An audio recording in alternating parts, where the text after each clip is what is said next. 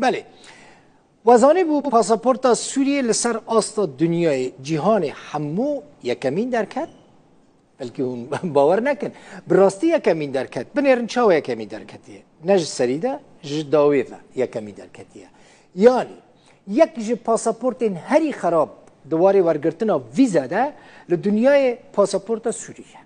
او درزا افغانستان، صومال، یمن، موریتانیا، سودان، عراق و عراق دا ایران و عراق دا جهدگرد نوا ریزا وان ده او جی پاسپورت هری خرابن لدنیای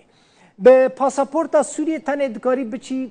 27 ولاتان جناوا 167 ولاتان او ولاتن کو پاسپورت ویزا پاسپورت سوریه ویزا جیرا نلازمه ولاتن وک سودان ایران هایتی و چند ولاتن دنن که منافن وانجی قد نبهستیه پاسپورت هری بهز لدنیای یا امارات به ویزا دکاری بچی 167 ولاتان پشت راجی درزا دویم دا پاسپورت آلمانیا ته به پاسپورت آلمانی دکاری سردانا 166 ولاتن جهانه بکی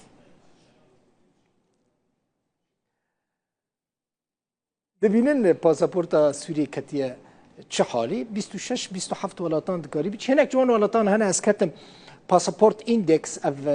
او که شرکت که جهانیه ریزا پاسپورتان دست نشان دکه پاسپورت سوریه داویه دایه یعنی تا قیمت جرا نمایه